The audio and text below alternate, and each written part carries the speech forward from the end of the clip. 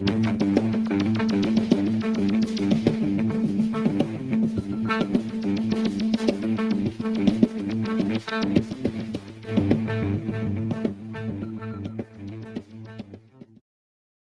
and welcome back to the tavern.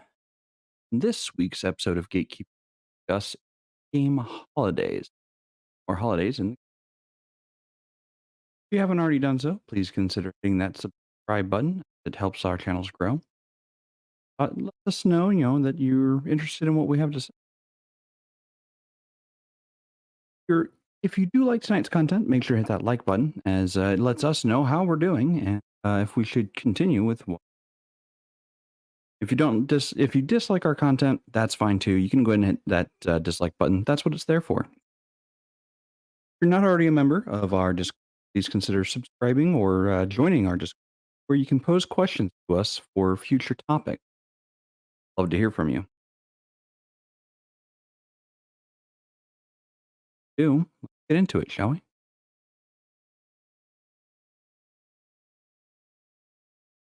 Hello, my name is Jaide, and this is my Tabletop Tavern. Welcome to those in the chat, those who watch the replay. I realize my audio might be having some about that. Stream my ISP settings.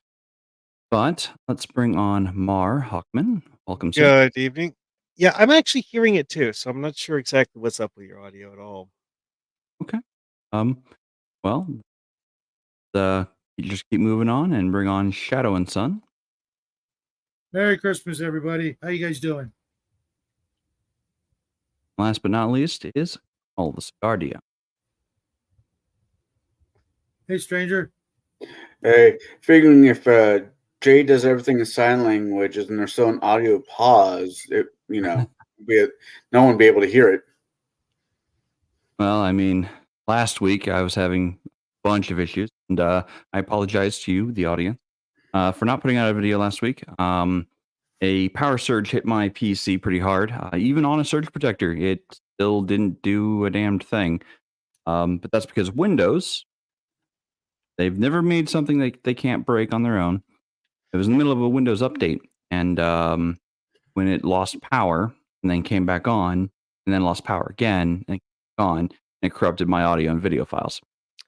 Ouch. But I'm back. Got it sorted out. Took about 3.5, 4 hours to fix. But that's life. Sometimes that does not go your way. And when it doesn't, but I see this meme of Vegeta saying, "Why does he keep kicking me in the dick?" And it makes me think of you. Well, I mean, this year has been pretty rough. Yeah. Well, life, it happens. Life is a roller coaster. It's got its ups and its downs. This happens to be a down year. So. I think I like Frank Sinatra's. Sometimes you're flying at the sky, other times you're getting hit by a plane. Yeah, I see. So anyway, tonight is about holidays. Now, let's get the elephant out of the room. There is a major holiday coming up around the corner while we're getting ready. We're doing this live stream. For those who celebrate Christmas, Hanukkah, Kwanzaa, Ramadan, Yule. This is a very holiday-filled. Now, holidays don't necessarily have to be those, from our world in game world. There are typically parallels. We are of this world, and we choose to be in that world. What was that? Yeah, your audio is fading really hard there. Oh, wow. Okay, well, tell you what, I am going to my internet at my PC, and I will rejoin. In the meantime, I will turn it over to you guys. Tell us who you are, what you're doing, and we'll be back. Start with you, Shadow. Oh, okay. You guys know me. I'm all over the place. Me and my boy doing father and son crafting, gaming, sorts of stuff. Just our home movies we share with you guys out there in TV land. How about you, little brother? My name is Conall the Cigar DM. I am a in-shop DM. I do this shenanigans hanging out with some of the people I do like and most people I don't. You can find me on other people's channels. Thursday, of course, Table Breakers. Sunday, where you'll find me and whoever I can scrape from the bottom of the I'm busy barrel to come join me, especially when the holidays it gets rough for people. To review movies this month. We're doing Christmas movies. This coming week, Sunday, is Shadow's pick, which I think we're doing Night of the Meek. Yeah, that'll fill up like 35 minutes. Then we'll just talk about some of the best Christmas movies of 2022, which was Violent Night. Then stuff like that. Never saw it. Oh, you need to watch it. It's so good. It made me believe in Santa Claus all over again. That kind of movie. Okay. What about you? Never seen that one either. Al. Wish I could highlight the chat. He needs to make me a freaking model. No one needs that. Best Christmas movie, Lying in the Winter. I think that's the old black and white. Well, okay. Everything's black and white with you. Yeah. I mean, me too, for different reasons. Is that the old 1960, 50 movie? No. Oh, Anthony Hopkins. And all right, I'm thinking of a different movie. What's up, Mac? So y'all have? Do you guys have gaming Christmas plans? Are you going to be gaming the new year in? Yeah, I'm in Bo's game Friday night. I'll be joining Rick's game on Sundays, and Tuesdays I'm in Bloodworth's game, and then sometime around the new year I'll be starting my AD&D game. What about you, MarHawkman? You are the master of family games of this chat. What are you doing? I'm really not sure. It's like the trick with doing gaming with my family is that you never know exactly how much gaming they actually want to do ahead of time. Which is for holidays, it translates to it's like, are they going to be in town or are they going to be visiting with relatives out of town? Are they going to tell me ahead of time?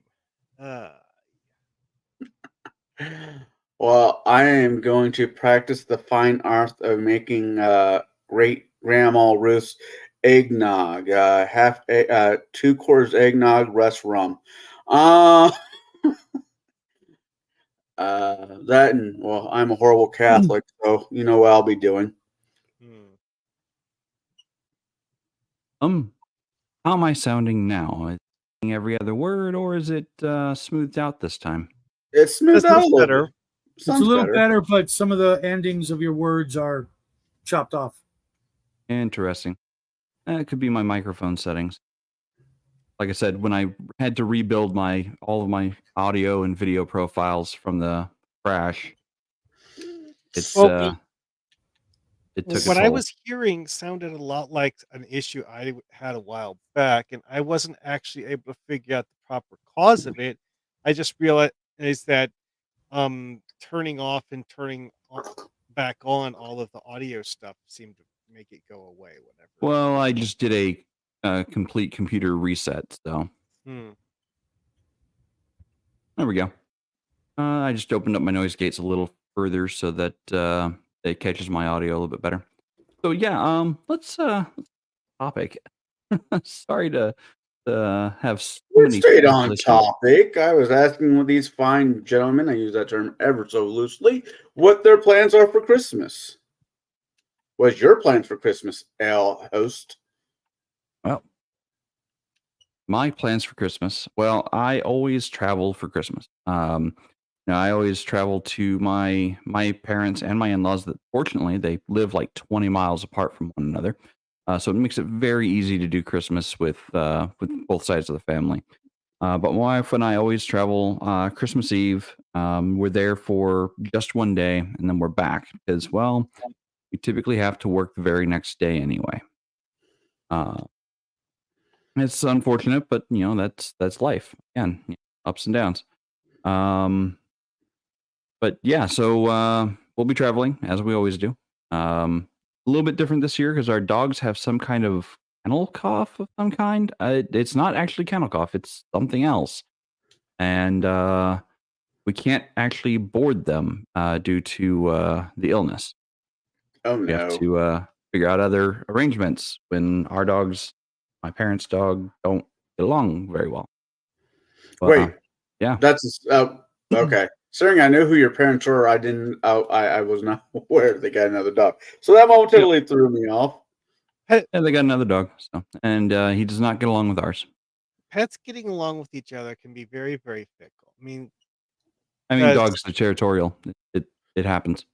Well, that's the funny thing that some of my relatives pointed out to me a long time ago about dogs being territorial is that a lot of the time it depends on whether or not they are deferring to you as the pack leader and to decide whether they're to allow someone in or something. Yeah.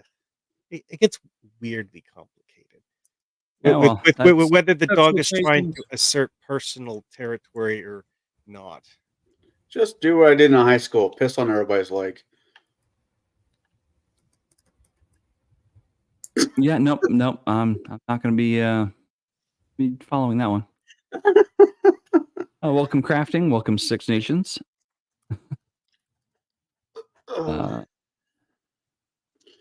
And welcome back. So let's it's been 12 minutes since we started. Get into the topic, shall we? You have a topic?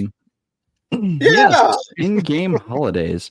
When speaking about in-game holidays, I'm talking about the ones that are unique to your specific game world. Are they just imitations or pale imitations of holidays from our world, or are in some cases are they direct copies of our holidays into your game? And where I'm going with this is each world, and then we kind of discussed this last time, 2 weeks ago, when we discussed the reputation of events, places, or things in your game world. These events, especially events, can have lasting repercussions in an ongoing campaign world, especially if it's a generational type game where you have many years between different game sessions or even different groups. Something somebody did in the past might affect or create a holiday, so to say, that lasts throughout the game world, or at least locally. Welcome, Flady and Chimerian. So I did post all of our main questions in the video description. So if you would like to follow along, they are all there. Now I'm going to be asking maybe follow-up questions that may not appear in that list. So be prepared for that. So without further ado, now Mar, you were the first one into this studio. So my question is going to be to you. First one.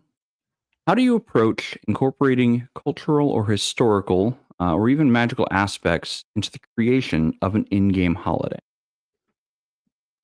Well, I always start with the basic concept of form follows function. Even if something's intended to be purely artistic, it has a reason for existing. So, what is the reason for which you have a holiday?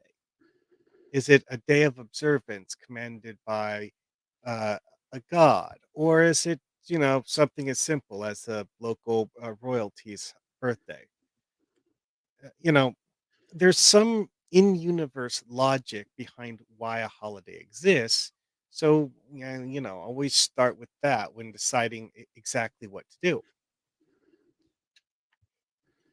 So, it's like also what is the culture of the people in question too? Because say it's a group of dark elves, those would probably have a different concept of holidays than humans would. Not drastically different, mind you, but they'd have their own perspective on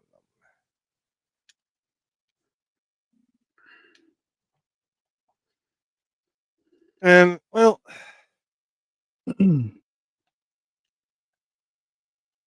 if it's appropriate, just like straight up copying something and changing the names, yeah, sure, go for it. I mean, Okay. if it's what fits the idea that you're working with, copying something from real life, yeah, that's absolutely a good idea.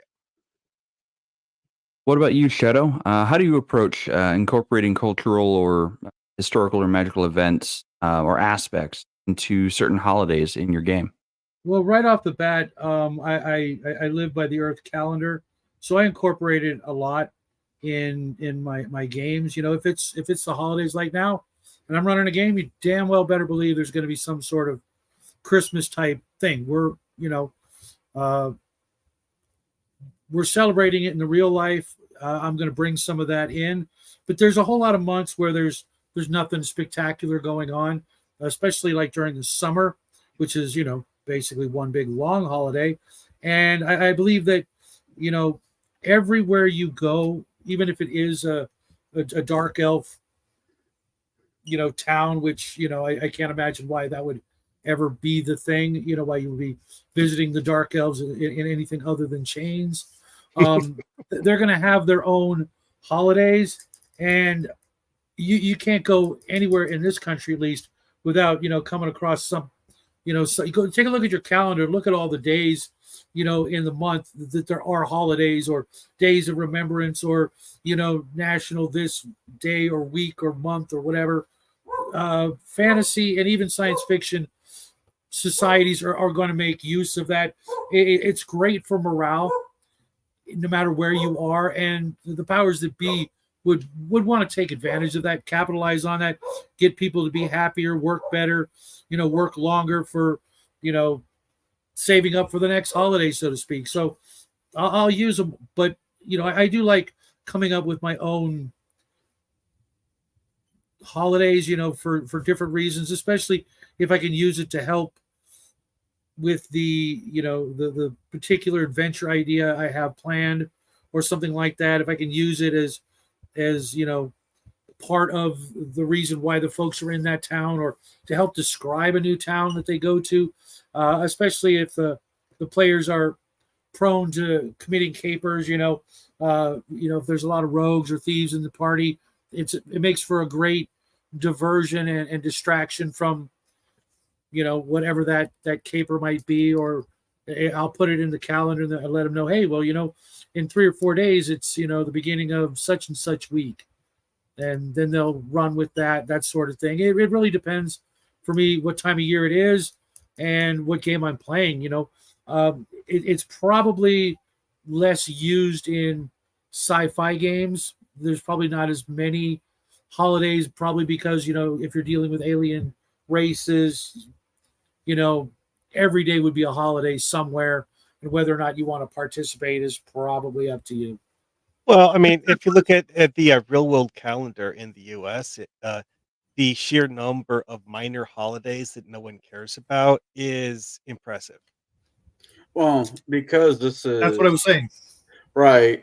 I mean, if you want to, I'm not saying you shouldn't, but if you take a page from the Hindu religion, there's like 5 festivals a month of religious holidays.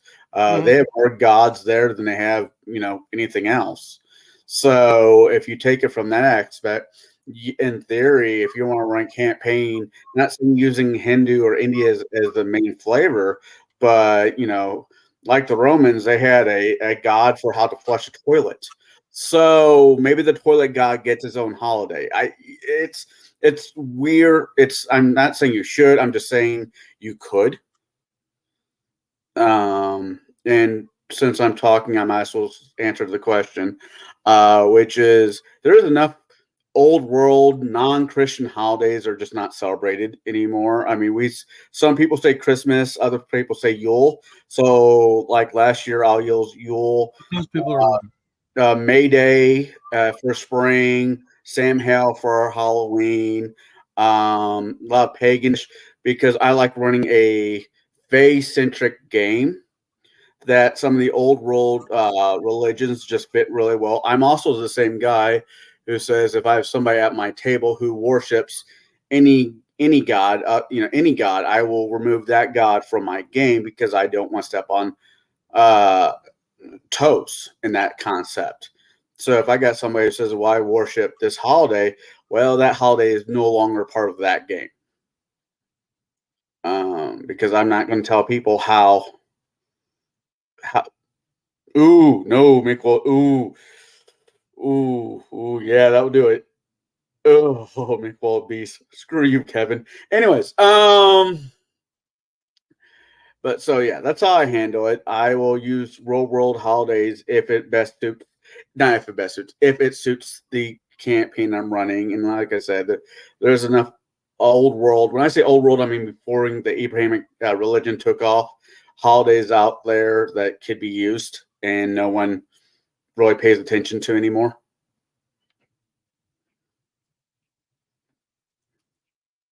Okay. You see, for me, because my world that I run is old, like thousands of years old, or at least the story and lore is thousands upon thousands of years of building. Even though I've only run the game, run that game world for the last 25-ish years. only. Only, yeah, only.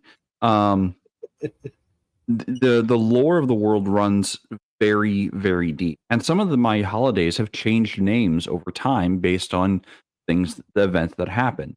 A holiday that is celebrated in my Commonwealth in the Terran Commonwealth of modern times is called Solstice. It's the winter solstice, but it used to be called the Longest Night.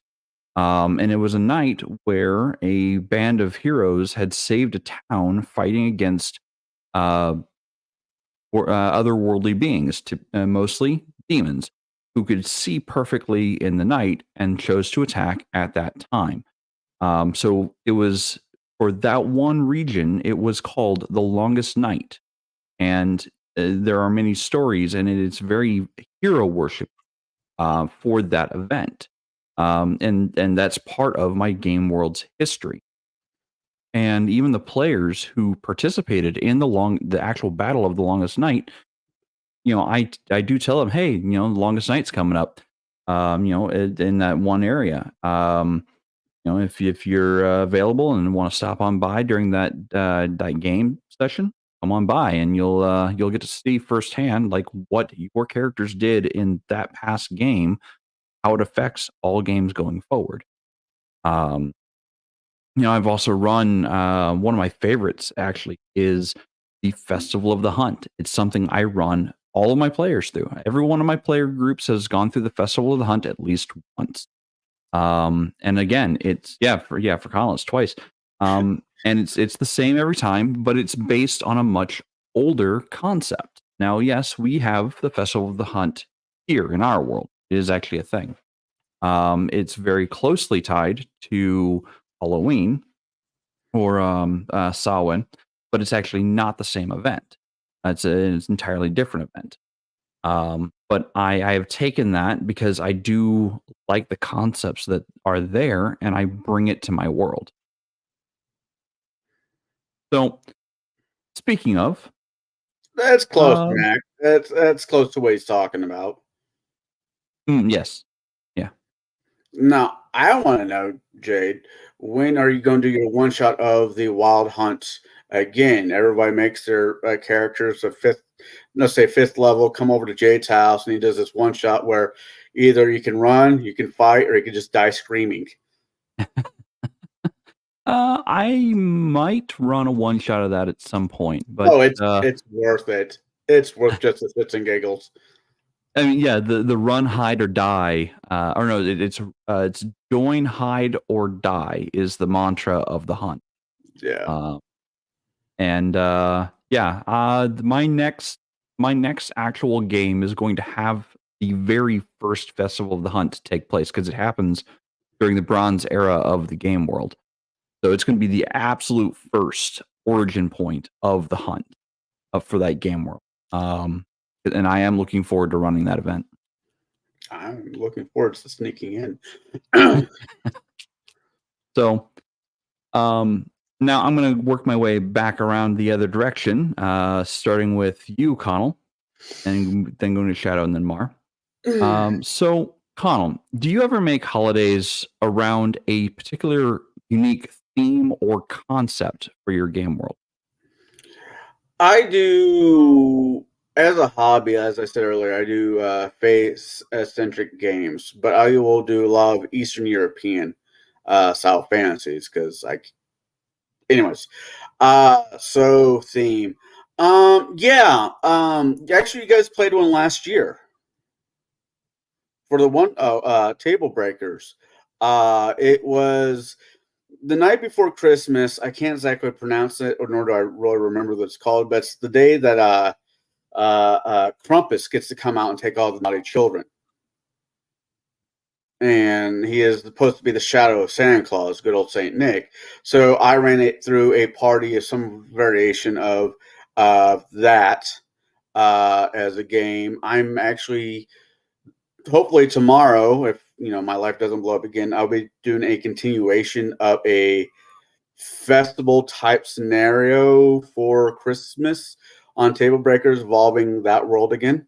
I think I agree with Shadow. I do agree with Shadow that some holidays, if you can find a way to make them work both in your fantasy life and in your real life, where everybody's having a good time and having fellowship, it's never a bad idea. Okay, but and allow me to interrupt you there.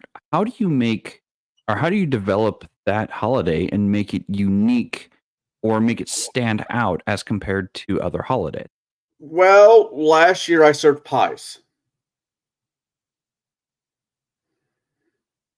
Go on. That did. So you mean like food Tell in everyone what real we life? did. The pie is a part of like every holiday. No. You're doing it wrong. Last year, you said, how did I make it memorable? Well, no, I mean, like, how do you develop it in a way that makes it stand out from the holiday that it's mimicking? I will use the darker side of it. Not everything is cupcakes and snow cones. Sometimes the darker aspect of it needs to pop out. And with Christmas, like I said, the night before Christmas it might be the first night or second night before Christmas is the night of Krampus. So I'll take that from the real world and run with it. And not a lot of Western European, not a lot of Americans will go that route and for their RPGing because Christmas has to be the sacred thing. Well, I'm not messing with Christmas. I'm messing with a couple days before Christmas. Okay. And the pies were amazing. You say so. Hey. So, Shadow, yeah. Do you ever make holidays around a unique theme or concept for your game world? Yeah, one of my favorites is the scavenger or treasure hunt, where someone hides something, and then the entire freaking town is looking for it. First person to find it, either gets it or, gets some sort of big reward at the end when they, present their proof that they found what have you to, whoever's in charge of that town or city or kingdom. And that, every time I've done that, that's allowed the players to, do all kinds of shenanigans. Sometimes they're using it as, like I said before, as a caper. They're using that as a guise to break into some other shop or something like that, or do something along those lines. But then they've got all kinds of opportunities for like parkour chases on the rooftops and mad dashes and escapes through alleys and things like that, and fighting in the streets, breaking out, and all kinds of just chaos and mayhem in an urban setting. and then the next day they clean it all up and go back to business as usual. It's a lot of fun, especially if you if you take the time to make up some clues, with a riddle or two, and then they have to know the town pretty well to understand the clues. Basically, yeah, exactly, Al. I just run California the RPG during Black Friday. Man, Black Friday hasn't been Black Friday in years. Yeah, I think it's been exactly 3. Well, Elle also asks you, what does the scavenge hunt celebrate? What is it? What is the purpose of it? How is it unique? Usually it's just a traditional thing. Once I said it had something to do with the king had lost something, and that was part of the reason behind it, because the king was actually trying to get everybody else to look for his widget, what have you, is his signet ring or something like that, and it was actually a way for the king to see if it turned up, because everybody would be like, is this it? And it's like, no, that's not it, you lose. Is this it? No. And usually it's just a traditional thing, because nobody ever asks, to be honest. And I don't like doing massive info dumps. 90% of the time the players' eyes just glaze over. They're just waiting to roll some dice. They don't give a shit. I think it depends on the age. Yeah, that could be. Yeah. I ran a good long time with the same group, of about 12 people, and it's only been the last couple of years that I've been playing with players who actually have dungeon mastered. When you play with players who've never dungeon mastered versus players who are dungeon masters, it's a huge difference. Yeah. And, what about you, Mar? Do you ever make holidays around a central theme or concept? Yeah, it's all about what the story calls for. I mean, but I don't really feel like putting that into a specific one. No, but like I mentioned earlier, is the whole thing is like, hey, you have the priests of this religion, and these are their holy feast days, and so on and so forth. That's a thing that's absolutely gone over pretty well in stories. What's that? I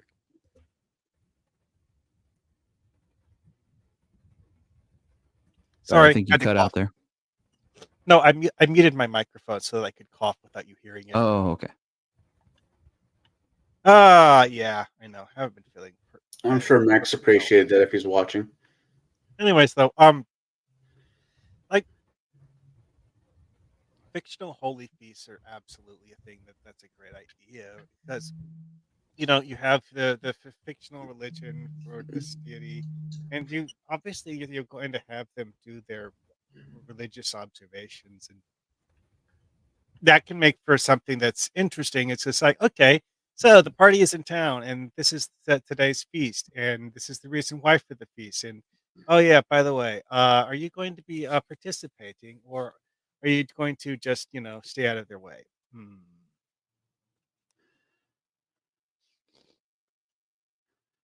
Uh, Yeah. mm. I think Mar, your microphone is in trouble. It seems to be going up and down in volume at random intervals. But well, uh, part of that might just be that I move my head. Eh. Yeah. Well, as for me, when it comes to making unique or making my holidays around a central theme, I'm going to give the example of Festival of the Hunt, because Elle asked about it. Did they eat the monsters? So the way I made the original one, the very first one is going to be where the Fey realm kind of invades the mortal realm, and the Fey are hunting the mortals for sport because they can, and nothing can stop them. And that is where the Festival of the Hunt begins. That's the origin point of it.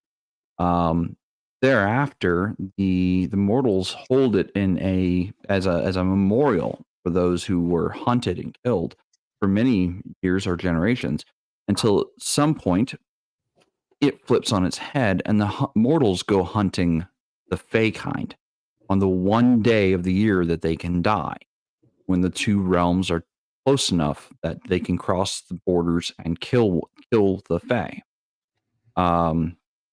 Eventually, it will, as the game progresses through eons of celebrating this hunt, it turns to monsters because the Fey have figured out how to shut off access to their realm, the mortals.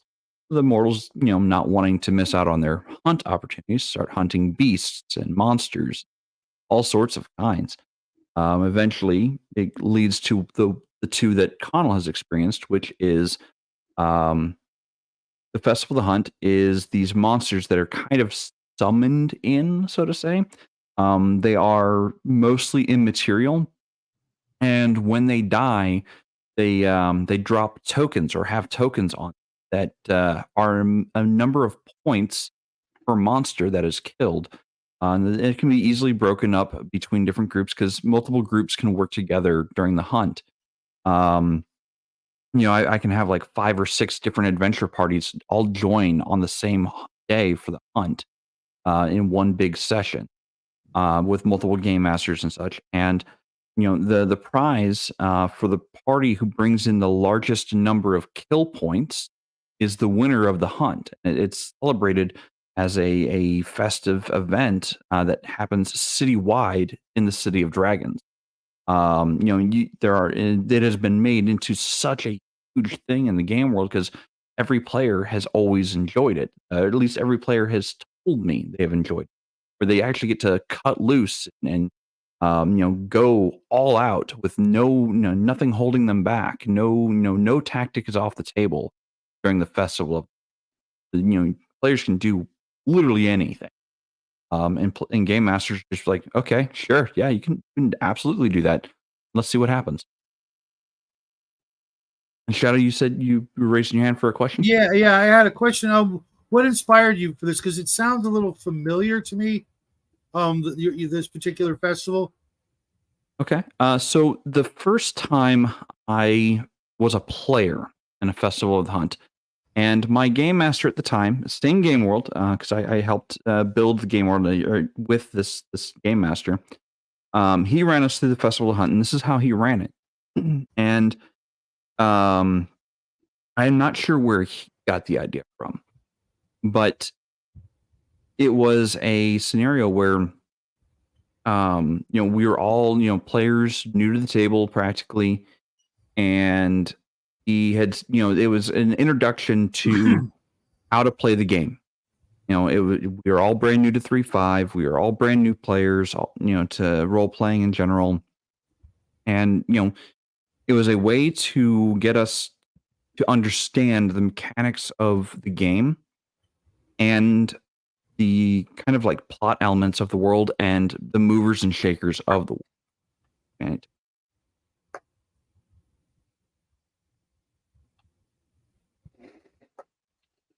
battling a small chest cold. So it was truly a method of introducing players to how the game worked. That's I believe what the origin of it was. I don't think he had any other significance built into it beyond that when he first ran it. And I'm like, you know what? I like this event. It lets players really do things and experiment with their characters. They can't harm the buildings. They're all magically protected. The citizenry that, isn't participating in the hunt, they're not, around to get killed. And the players can just cut loose and destroy whatever and then, kill monsters for fun. And I also offered during that same time period, at least in my game, if the players have like 25K to just drop, they can buy life insurance. Basically, it's a one free or one true resurrection at the cost of the resurrection. It's just 25,000 gold pieces, roughly. They can buy it from the Temple of Bahamut. Now that was in game for many years the Bahamut, the dragon from D&D. But I'm going to be changing that lore going forward. Still going to be the father of dragons, but whatever. So you could buy a resurrection, and if you died, you would be resurrected, but you would be out of the competition forward. So don't die. Huh? So don't die. Sometimes easier said than done. Oh yeah. So what the hunt really does, especially if the players have the ability to buy into the life insurances, they can go all out. They can go as far as they absolutely want to go, to the point of death, knowing that they are going to be brought back. Now, does that take away from the idea of death? Yes, it does. But for the instance of what the hunt is, it is only for that. Players, wanting resurrections after the hunt, well, they're gonna have to pony up a lot of money, and they're gonna have to find a cleric capable of doing it and willing to do it. What god are they gonna piss off to do that? What god are they gonna piss off doing that? I mean, god of death, god of permanence, whatever the case might be. Or find a god willing to do it. Anyway. So yeah, so Elle, I hope that answers your question about do they eat the monsters? Originally, no. Eventually, yes, and then eventually not again. So thanks for the question. I mean, you could be by the monsters. Yeah, you could be eaten by the monsters. And if players can't afford the resurrection and they decide to enter the Festival of the Hunt anyway, their lives are actually on the line. The characters' lives are on the line. And if characters die, they die in the festival. There is no coming back if you don't buy the resurrection or even the raised dead. So I have had players, especially I think it was like level 3 or 4, go into the hunt. It was an intro to combat, basically. I wasn't planning on throwing anything too heavy at them, but they wanted to push their luck. And I ended up half or 3/4 PKing the group. And the ones who survived learned very, very quickly, don't push your luck. Running away is a valid option. And then I had players have to make new characters, but everybody walked away from it with smiles. They all seemed to really enjoy the festival, even though their characters died. So moving on to the next question, because I took way too long for that one. So I'm going to start this one with Shadow. When you're creating an in-game holiday, how do you go about developing the specific customs, rituals, traditions for different communities or religions or regions? Or do you? Well, it's really simple. It's all about what do I want to accomplish by adding this holiday to the night's activities. Can I use it to impart a message about what the culture is like, or am I using it as a to facilitate some actions I'd like the players to try out, or did I come up with some wild idea over the in between sessions, and I want to try something new out. I usually have an ulterior motive, something that I'm trying to accomplish with the holiday, even if it is to just mimic one of the normal holidays. If I do something Christmassy, it's to get my folks into the spirit. If I do something during the summer, I've had different kinds of summer activity competitions, to get my players to do something besides just kill monsters, steal their treasure, and repeat and rinse, rinse, repeat, that sort of thing. I'm always trying to come up with new ways to get the players to roll dice for things besides combat. That's after decades and decades of constant combat, it's nice to see people have to do the sort of things that Indiana Jones was doing besides combat, the running from the giant ball, avoiding the spikes, avoiding the traps, having to dodge a stampede and not get killed. Anything I could think of that would raise the adrenaline level without rolling to hit. Awesome. All right. Conall, how about you? When you're creating in-game holidays, how do you go about developing the specific customs, rituals, or even traditions for the different communities or regions? I know this is going to sound weird, but I try to rip as much of the Hallmark bullshit out of the holidays. No Coca-Cola Santa Claus bullshit. If it's a culture that I'm running, it's going to be fairly historically accurate to a non-believe, fantasy era where a lot of holidays throughout medieval era weren't not separated or not celebrated the way that we are celebrating now. So I will make them a little bit harder and show the table that holidays are not how they're celebrated today by making in one town, Yule's in one area, Yule is completely outlawed. No Christmas for you. If you're caught celebrating it in any way, it's punishable by a town beating, where you get pulled out and whipped in front of everybody. So I will make them a little bit darker, how they originally were before Hallmark and the candy companies got hold of them. And it makes for a more realistic holidays, in my point of view. I mean, are we supposed to celebrate one thing or find eggs? Tell me which of the two am I supposed to do? Why is there a rabbit? What? Wait, hold on. This makes no sense to me. So if you take out all that hokum out of the holiday, well, not so much all of it, but just a lot of it, and just boil it down to what it originally was. I think it helps with the civilization or the culture that I'm trying to run. Okay. And Donald shaking his head. I'm reading the comments. Mar, when you create an in-game holiday, how do you go about developing the specific customs or rituals that are involved with it, or even the traditions of the different communities or regions?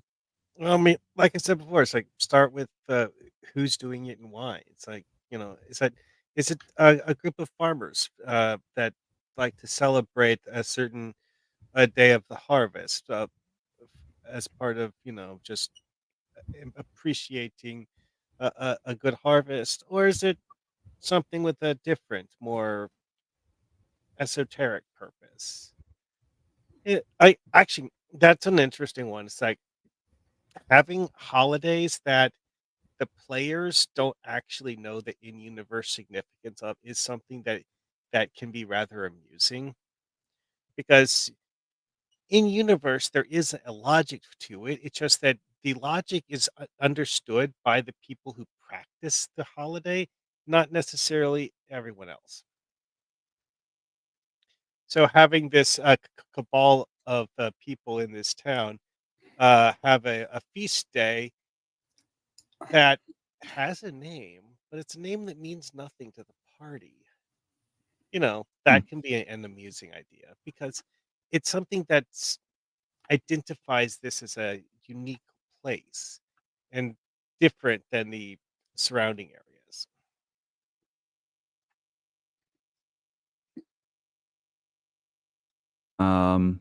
You see, for me, one of the holidays that again it changed over time, but it started off as the longest night, and the specific customs and rituals about it were about hero worship, about the heroes who bravely fought off the demons who were hunting the town during the absolute longest night of the year. So a lot of the traditions are centered or focused around those heroes, and they erected the city erected statues of heroes, And, every longest night they would hold a candle vigil for the heroes. One of them actually, one of the characters did die in the fighting. He decided fighting a Baelor in close combat was a fantastic idea. And then he didn't make the reflex save, and he didn't have evasion, and he ended up, taking 100 points of damage, which was about 80 points more than he had left in that fight.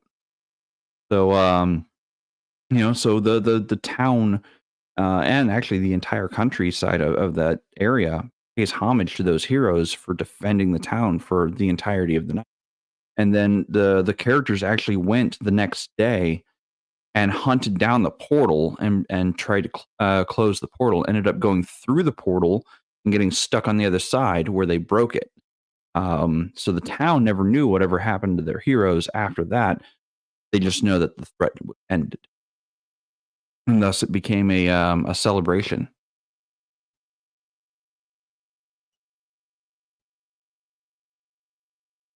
Going through chat real quick. I'm kind of getting beat up in chat. I can see that. Here's the thing. Most of us celebrate Valentine's Day, but can very many of us actually tell you the story how Valentine's first got started? Don't care. Very few of us. That's the point. No one cares. So if there's going to be a holiday in my campaign, I'm going to make sure the party understands where it came from. Well, I think it actually depends, and this is a caveat off that. I think it depends on the time the timeline or era that your game is taking place. In a more modern era, people may not celebrate the holidays the way they used to be. Yeah, they evolved like everything else.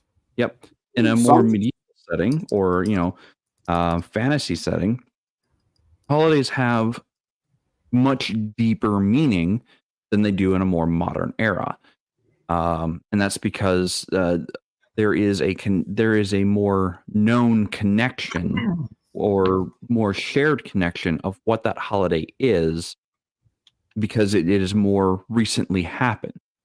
The birth of a holiday is typically where people truly have more deeply connected meaning for the holiday. So the more recent it happened, the more it's going to be in people's minds.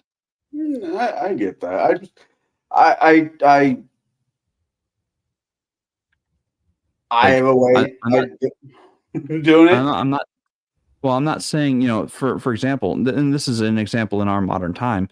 I'm not saying, everyone celebrates September 11th the same, but people nobody should remember celebrate that day. What are you talking about?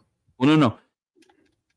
And I don't mean celebrate the day. I mean observe the day. Sorry, man. Yeah, not everyone celebrates or observes the day thing. Yeah. People remember what happened. Mm-hmm. And there's a lot of observances that happen on September 11th. And it's deeply rooted in many people's minds because it is a more recent event in history. Now, 100 years down the line, are they going to still remember that event? Well, we can kind of look at it as, was it December 7th? Nobody? Pearl Harbor Day? Yeah, Pearl Harbor Day. Are we going to remember it the same as Pearl Harbor Day? Or is it going to be even more, deeply rooted into our mind? It's just we have the opportunity as dungeon masters to take points of view and turn them into holidays for our campaign.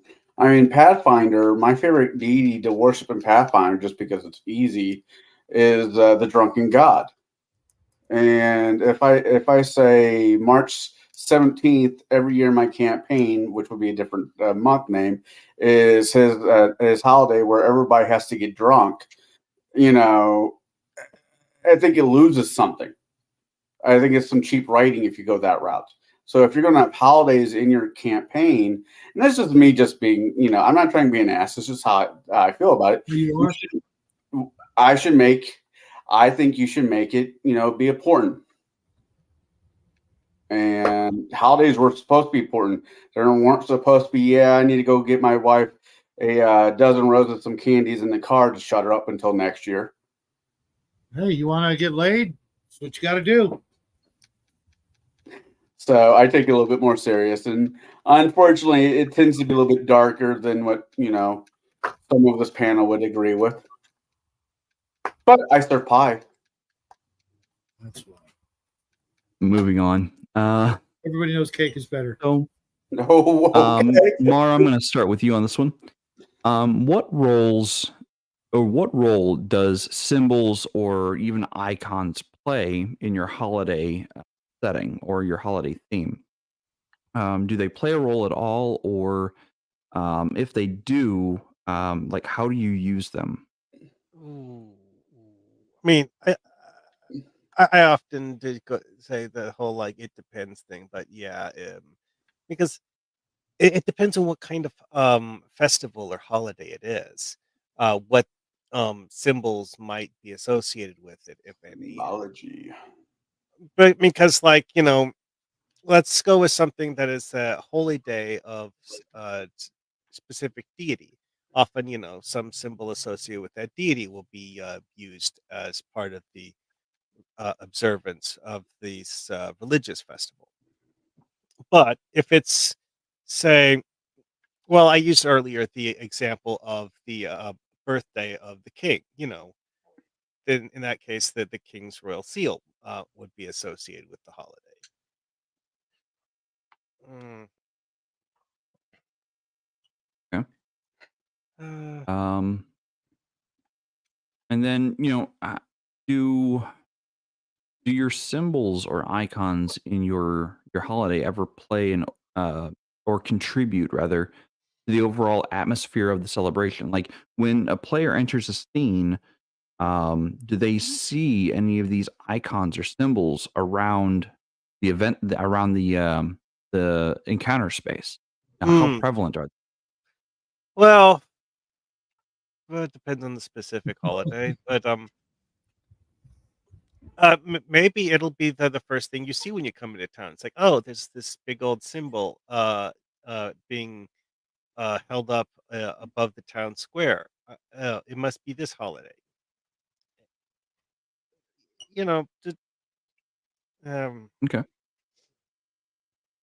I'll move it over to Connell, and I'll get back to Shadow. Connell, in your games when you're running holiday, do you ever have symbols or iconography denoting what holiday it is for players to be able to recognize? Yeah. Most of it's seasonal, though. It depends on what court is in session. If it is winter court versus summer court, well, the symbology you'll find sometimes in nature, sometimes like You mean symbolism? symbolism. Sorry. Look, you and I both watched the same film. Yeah, symbolism. Anyways, but sometimes in nature you'll find like if it is when the summer court is involved, you'll see runes that are related. They're just naturally in like leaves or somehow are described in leaves or in feathers or in fur or fur coats that that shows you that this creature is part of the summer court, and you'll see them in festivals and whatnot. And winter court is normally not. It's just what winter is. It is darkness. It is teeth. It is cold nights. And so the bareness of just the world around you is a symbology that I'll use sometimes. Okay. And how does your symbolism affect the overall atmosphere during the game? Well, no one's happy during a winter month unless you're wearing a sock over your winky like Bruce did last time around. But during the summer, I mean, hypothetically, if the party says they're going to go hunting for food, right? Mm-hmm. and they able to pull a stag or something, and you see that there's a particular room in the hide or in the fur. That's a lucky hide. That's a lucky fur. That fur will give them. I'm not saying go out and kill a. Hold on. Wait, how would that even get there? Magic. Okay. Because I was thinking that you just poached the king's, favorite, beastie, and now you're going to be, up a certain creek without a paddle. Well, that could be a thing too. But if a white stag runs across you, then somebody tries to shoot it, and somebody does a religion check really quick. So no, don't kill that one. That is the icon of this deity. Then that's one thing. I'm not telling people to go kill. Yes, I am. Go kill unicorns. They taste great. Perverted ponies with dildos strapped to their heads. Anyways, but it's in nature. Like the holidays, summer holidays, high feast, and a few of them you'll see in nature. There's symbol. You'll see nature's the symbols in nature.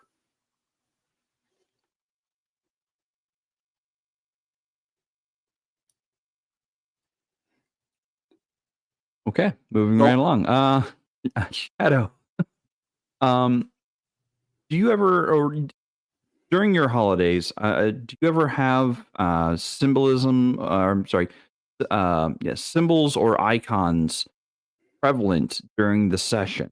And if so, does it ever add to the atmosphere of what's going on? Only in the most vaguest of circumstances, I might say, that there's a certain kind of flower, being tacked up all over the place, or a certain kind of wreath or something, especially in a fantasy game, they tended to decorate with, whatever was handy and prevalent. You know what I mean? They didn't, make lights or, garland and the decorations we're used to, paper cutouts and things like that. All of that was a premium. So, maybe inside the palace, you might find, ribbons and things like that, or specific colors.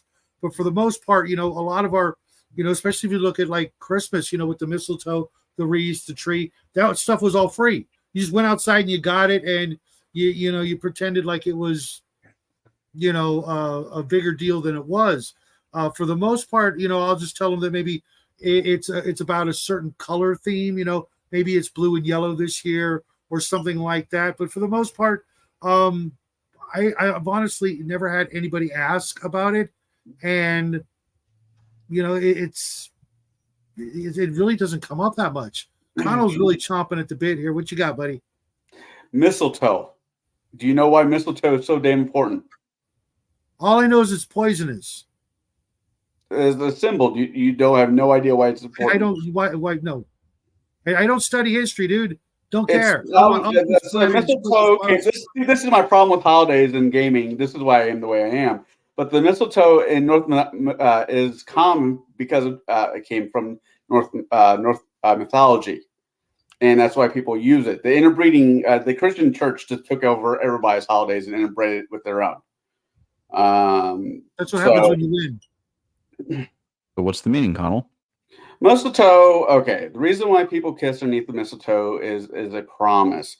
When Balder was born, Freya went around and made all the elements, trees, whatnot, promise that they'd never hurt him. Loki, being a clever bastard, he realized that Freya never talked to the mistletoe. So they're having a contest who could ever hurt Balder, and he gave somebody a arrow made out of mistletoe.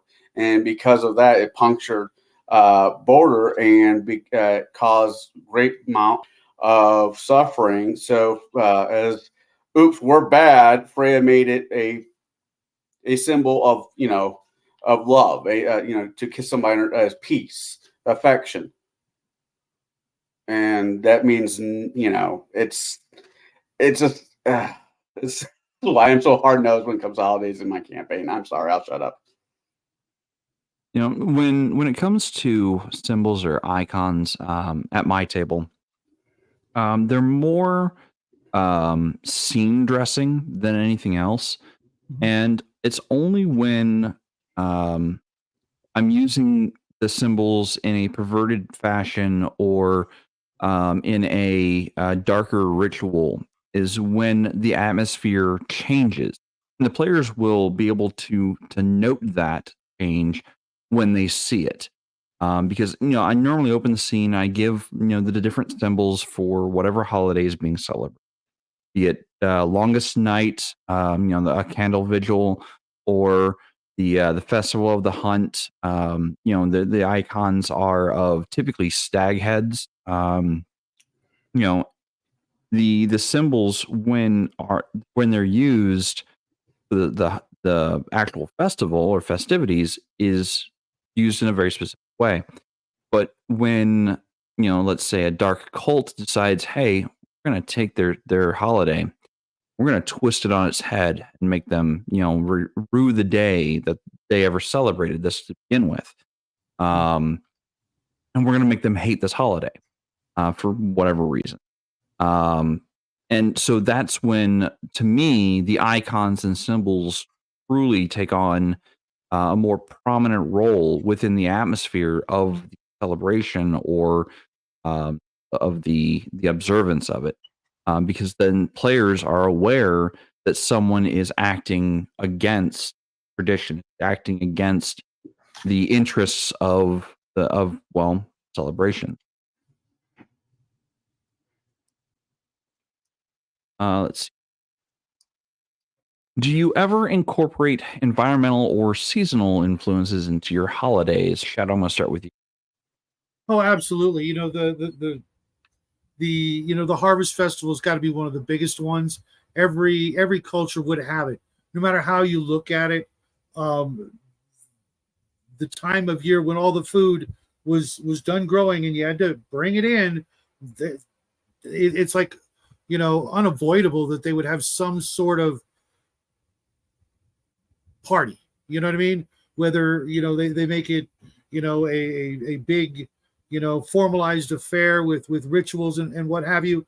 At the very least, there would be a slight indulgence because of the abundance. So that's an easy one to use. Other ones, hold on a second, guys. With the mud in, he will just bark and bark and bark, and nobody wants that. But other than that, I can't really think of too many things that would influence that. My players tend to move around a lot. They don't spend a lot of time in the same area. So, after about the 15th different celebration of whatever the hell, they kind of just, they get it. This town's got something going on. How can we use it to our advantage? Typical, power gamer type moves, always thinking strategy, not really reveling in the moment. Something I'm trying to, experience differently with different players, thanks to the internet. Mar, how about you?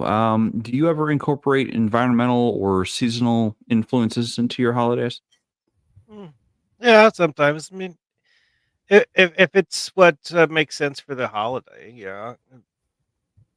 I mean, like I used the example earlier of like Harvest Festival things. That's something that's fun and easy to put into a story. Yeah, it's like a no-brainer there, Mar. Everybody would have it. Everybody would do it. Unless they're purely carnivores, maybe. Well, okay. And let me add a little more into that question for you, Mar. How does the seasonal or environmental setting impact the way the celebration unfolds?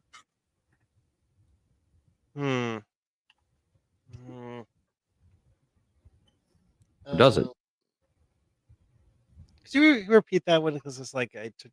So, for example, if you have a harvest festival, obviously, it's harvest time. They're collecting a lot of the crops and whatnot. it could also be a rainy season. I know around here it gets really damp, it gets cold very quickly around here. And I'm just wondering, does the incorporation of the environmental factors or seasonal influence affect the celebration and how it unfolds? For us, we have to throw a bunch of straw on the ground, especially around some of our, more out in the open festivals, because it's just too wet to So truly you mean like celebrate. Yeah, I could see if anything that it would put a damper on or even cancel a holiday. Maybe because the snow came down and this particular pass has been blocked by ice and snow. The baggage trains can't come through, so there won't be this particular holiday, or because of a storm or a bridge got washed out, or things like that. I would be more inclined to do something like that to get maybe the players to fix that situation and become the big damn heroes by opening up the pass or fixing the bridge or finding some other way to get this particular spice or ingredient to this town that's quote unquote suffering because of the environmental issue. That sounds like a lot of fun in a way that most players probably not used to. Well, I mean, going back to the Harvest Festival thing, one wrinkle with Harvest Festivals is that you can't have the people in the town when they're talking about the festival be like, yes, this year. Well, the harvest was an okay one. Certain crops did well, certain ones did not do as well as we were hoping they would, and that sort of thing would influence their I guess you'd say, joy that they feel about the Harvest Festival because, it's Okay. Gonna go ahead and move on to Cigar then.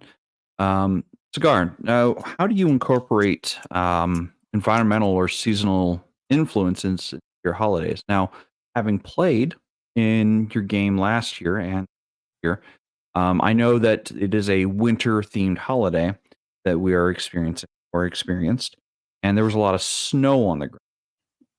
Um, Snow, the environment it does affect, especially the time of the year.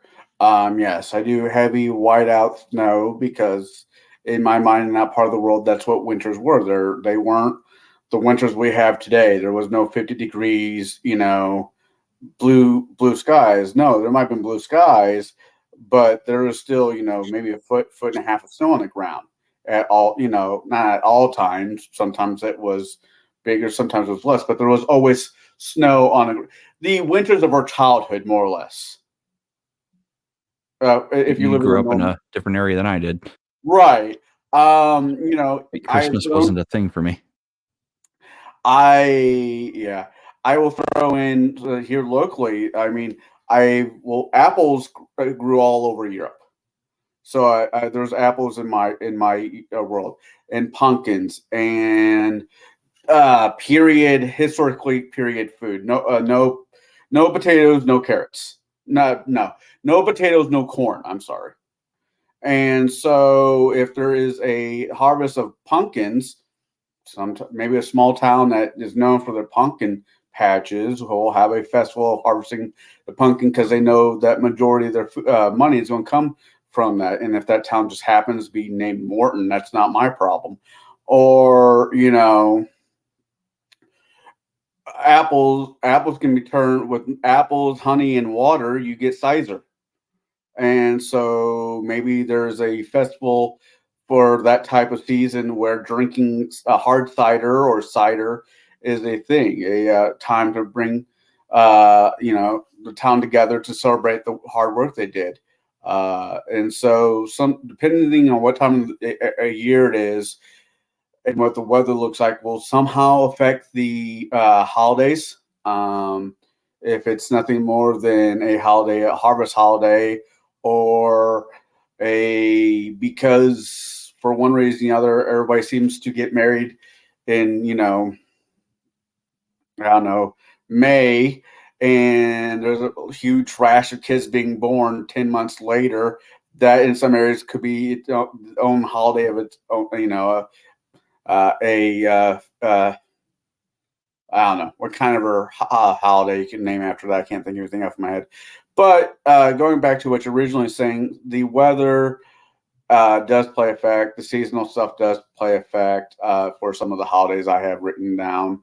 Not all of them are good. Some of them are bad holidays. Well, it depends on how you look at it. Some holidays, well, our DD fell at this time to bring, pleasure to our DD. We beat the hell out of each other with whips as we walk down the road. It happens in this month. But that's not more of a seasonal thing. That's more of a religious aspect to it, I guess. Sure. As far as when I incorporate, as far as when I incorporate environmental or seasonal influences, holidays, normally I'm looking at like where's a fall in the calendar, like what hemisphere of the world am I on? What is the actual influences be? I have had situations where I rolled up random weather, and it was a whiteout during longest night, and people couldn't go to the statues of the heroes to hold the vigil on the longest night. They had to stay indoors because it was a blizzard, and the druid of the party. Now, this is years later after the first party went through the longest night. The second party to go to this town and witness longest night. The druid and the party heard all the tales of what happened and transpired during the longest night, and the druid went out into the blizzard and cast several series of spells to be able to control the weather long enough to dampen it down so the entire town could actually go and hold their candle vigil for their fallen heroes from the past generation or so. It had struck the players enough that they're like, hey, we're going to assist this town in such a way that they can hold their rituals, and maybe one day we will be heroes enough to someone that this will happen for us. And that was I think the third group I DM'd for that did that. Here. So starting with Shadow on this one, are any of your in-game holidays based on or involve a very specific myth or legend in your game? I'd like to say yes, but to be honest, probably not. Even if I told most players, and I don't mean just my old players, I know I'd be wasting my breath.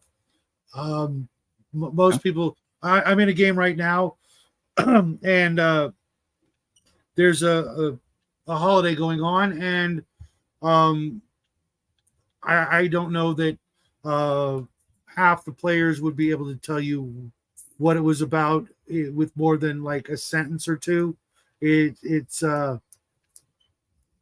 maybe I need better players or something like that. But I just don't think that they're going to take the notes, or absorb it, after, all the work that I would put into it. So I tend to just gloss over a lot of that stuff, assuming, probably making an ass out of all of them and myself, that, they're not going to care. But that's just been my experience. A lot of the lore and the fluff we put into things just goes in one ear and out the other, or gets confused with the next town and the next town. Because let's face it, the players, especially in fantasy and even some sci-fi games, travel so much, that it's easy to just sort of get it all mixed up and only taking from it what they actually want anyways, the little pieces of information. How does it benefit them one way or the other, whether it's the way it makes them feel or some sort of practical bonus or advantage that they get. Otherwise, I don't know, maybe you guys have better luck with it, but I really haven't. What about you, Conall? Are any of your in-game holidays based on or involve a specific myth or legend? Yeah, a few of them are. Christmas, you have the Krampus and Baba Yaga. During the summer months, I have the 12 Labors of Hercules. I will have a Fool's Day. There was not a Loki-ish holiday, but a whole lot kinder than Loki. A Fool's Day where kings and peasants, royalty and peasants, kind of change places for a day, like a Box Day. I don't know if that's the right holiday I'm thinking of, but like where even the loneliest man can make himself a greater type holiday for the Fool's Day, only to wake up the next day and realize it's all a dream. Yeah, I have different mythologies for different holidays I celebrate. Some of them are good mythos. Some of them are evil mythos. They get their own holidays. So yeah. What about you, Mar? Are any of your in-game holidays based on a specific myth or legend? I love that idea because again, I'm a big fan of having reasons for in-universe holidays, and that's just a really really good one. Now, the fun part is that you don't necessarily need to explain the entire backstory of it to the party. You just they know that it exists. Okay. I think I Now, had 2 kids that realized that I was putting them through the 12 labors of Hercules one year, or last year. It's like, I think I just read about, is this Hercules? Like, congratulations, 500 extra points to both of you guys for getting it. okay, so I'm gonna ask you a follow-up question for that then, Conall. How did the story or the myth, you know, how did it enhance the experience for the players at the table? They interacted with NPCs. It made them give back something to the NPCs instead of just taking. The idea is like Christmas. The idea is giving, not taking. But I kind of flipped it on its ear. It made it like there were jobs. There were actual real jobs that the players had to do for the party. It being mocking out stalls, and it showed them that it's okay to treat the NPCs like they are things instead of treating them like they're just something to step on, or task givers, stuff like that. I mean, sometimes an NPC becomes a PC depending on the scenario, and depending on how well you may or may not treated the persons around this NPC determines how they're going to treat the rest of the party. Okay. For That's me, what I for me, I've kind of already given my example on this. Both the Longest Night and Festival of the Hunt, and even though some of my players don't know the origins of Festival of the Hunt, or even some of my players, even in more modern games, don't know the origins of Longest Night, and which has now become just a winter solstice. In many of the regions of the world that celebrate it, the winter solstice now is more of an observance closer to that of Yule than it is the original Longest Night. They have a blazing fire in the hearth, and they celebrate togetherness of family and of purpose. I've got it written in my notes, the actual, and I haven't reviewed it in a very long time now.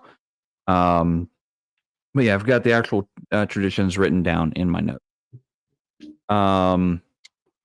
As far as the players not knowing the origins, I don't think it affects the players or how it plays out.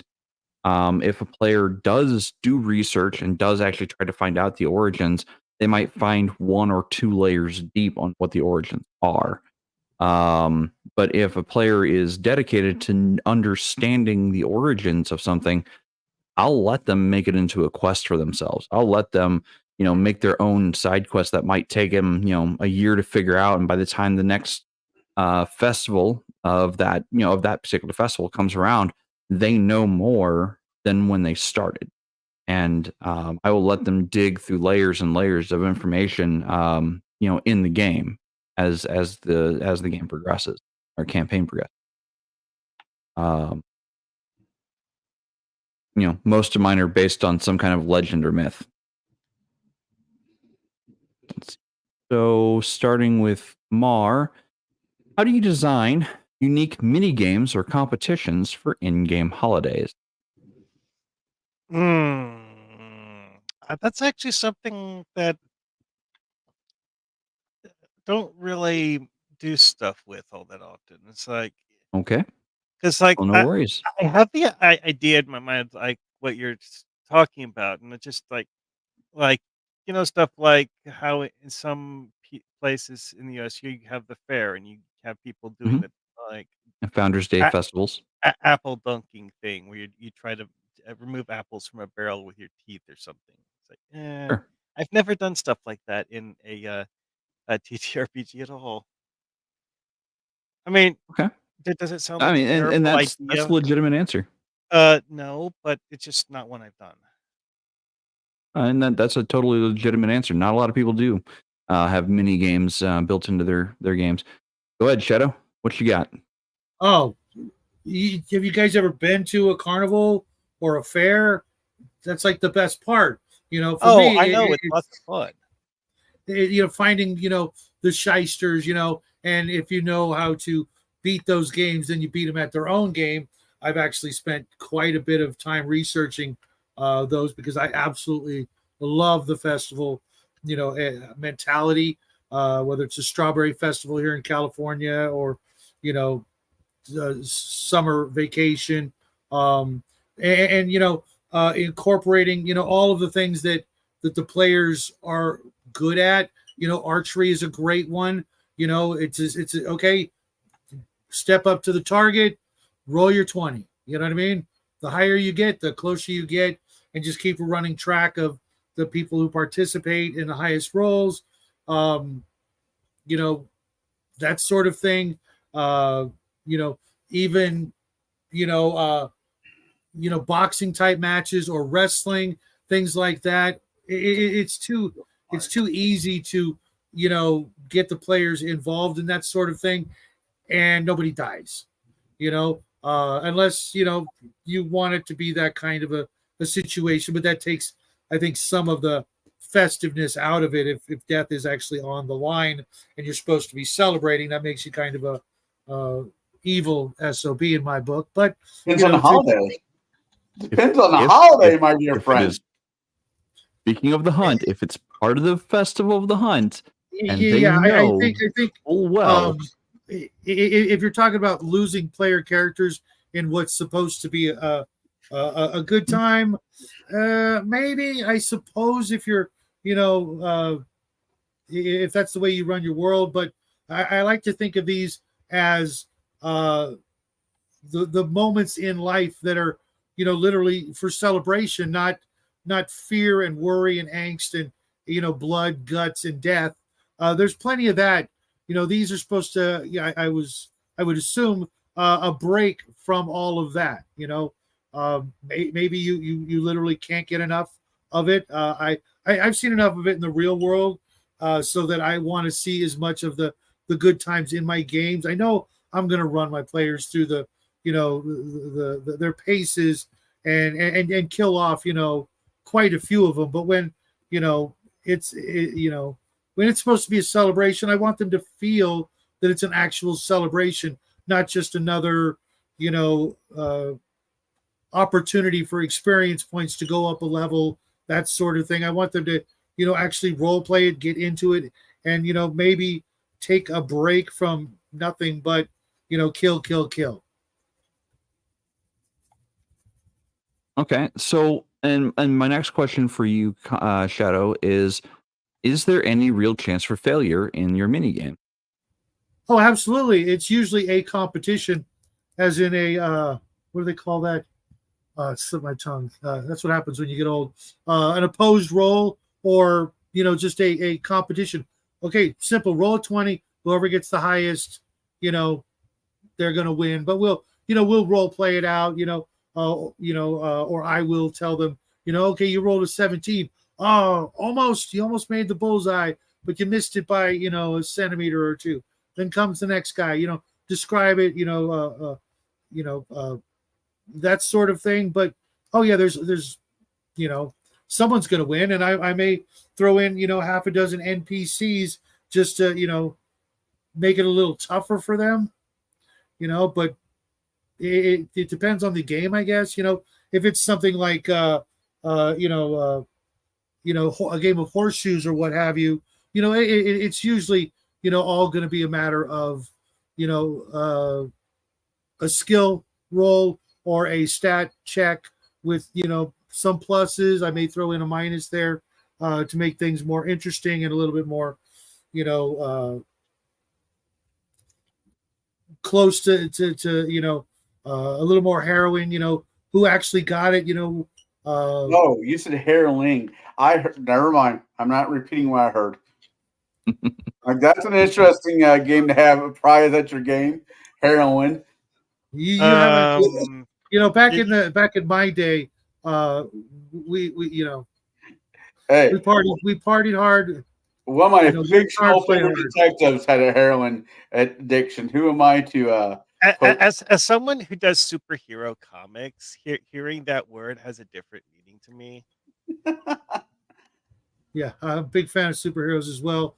Although that never comes up in those kind of games, does it? There, Mar.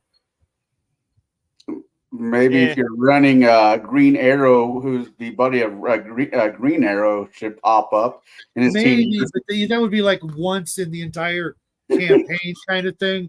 Goat skin, horse rugby.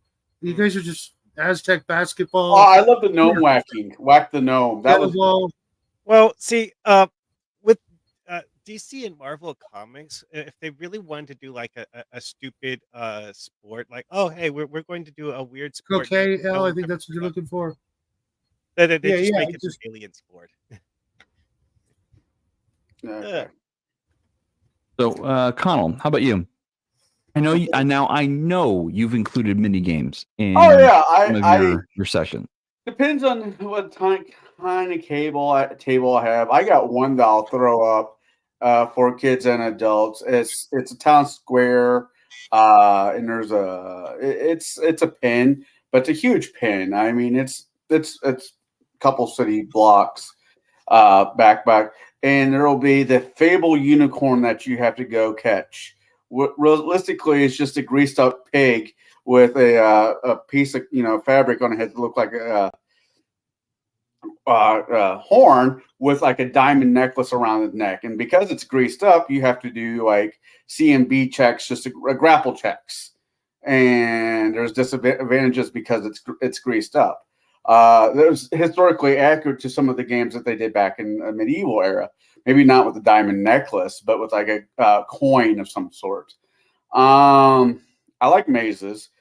I like mazes that with mirrors in it. I don't do it all that often because some sick bastard put us through it once before. I can't imagine who that was. I've done puzzles. Like Shell did one of the puzzles. Grandma gave me a good idea about doing a pie eating contest next time I do this. Oh God. You horrible person, you. Star Trek Online actually does have a digital pie eating contest in it. I'm just saying, sweet pies. That's what they're called. They're called sweet pies. But yeah, I believe that mini games in a festival type scenario is Romans grease up pig were fun. Yeah, much the same. Or the golden goose variation of that. I like taking stories of things and turning them into mini games for festivals. I think they're fun.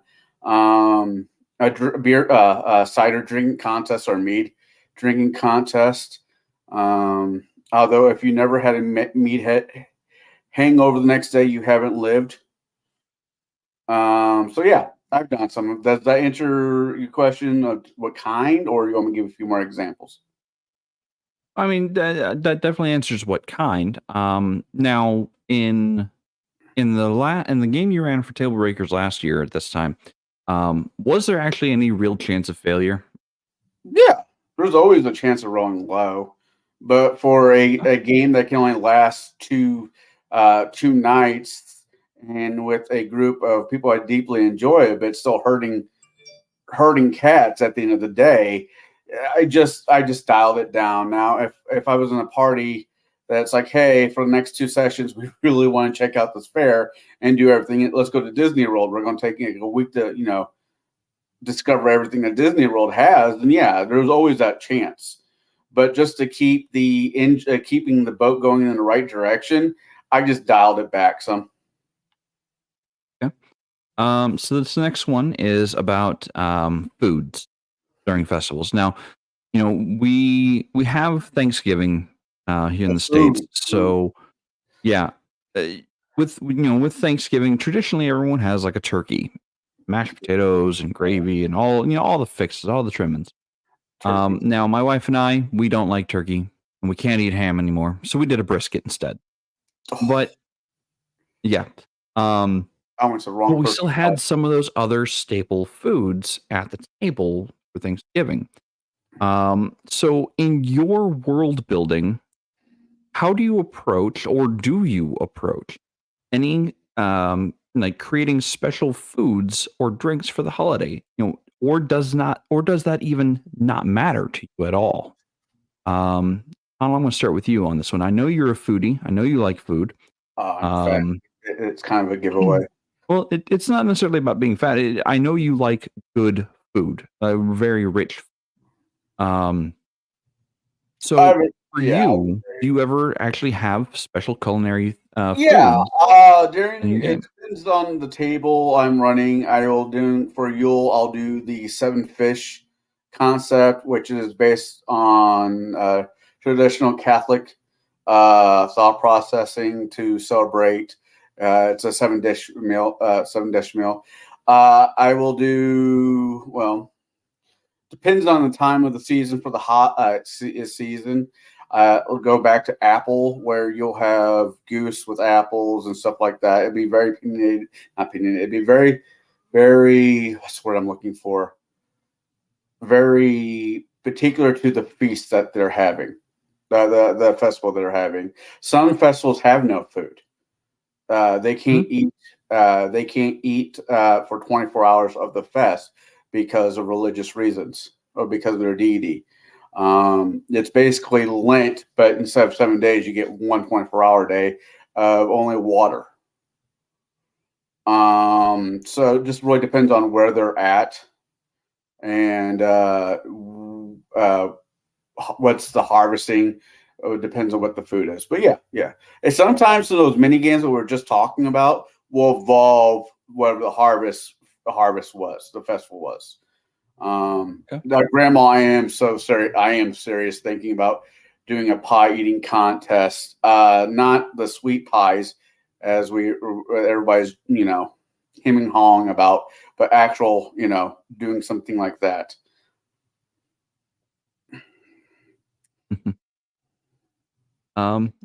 Okay. So what role do your culinary elements play in the celebration of the festival as a whole, or even as in the game? Well, let's do apples because it's easier for me to explain. All the big brewers in town will gather up all the small children. And Shadow, this is not going the way you're thinking of it. And they will. Sorry, I was reading the chat. What? Will grab all the brewers will grab all the children in the town and put them in barrels with the apples, and they have to smash the apples with their feet like you do with grapes with wine, and that concept. Yeah, I totally thought it was going a different direction. Kids in barrels. I know what you're thinking. Anyways, and then I think Lady's also on that same page. Thank you for saying it, not me. Then the NPC will, the churches will ask the PCs, like, hey, would you take these barrels of freshly made cider to the orchard and pour them out around the trees to give thanks to the goddess, whoever is responsible for their good harvest. And sometimes I'll throw in goblins or whatever, just little things to mess with them in the orchard. Okay. What about you, Shadow? Do you ever have? Let Mark go first, because I know everybody's going to Okay. answer completely different than me, and I want to point something out, but I can't. For sure. Snurp. So then, Mar, in your world building, do you approach any like special foods for holidays, or does it not matter to you? I usually only bother with that if it has a specific purpose in the story. Otherwise, I just say, like, okay, you guys ate food.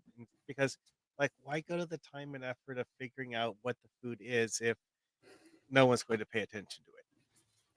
Okay. So, it's only if it's like of some sort of significance would I actually go to the time and effort of figuring out what the details of the food actually are.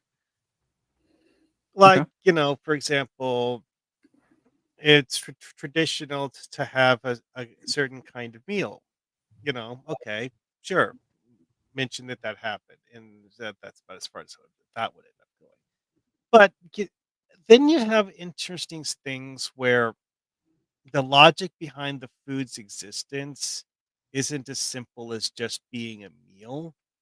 Like some of the weird diplomatic spreads that they did in Star Trek, the original series, where you're like, okay, so they're obviously trying to impress people by setting out all of this food, and the in-universe explanation for this was never actually given. It's just one of those things that just looks so weird that it caught my attention watching the TV show.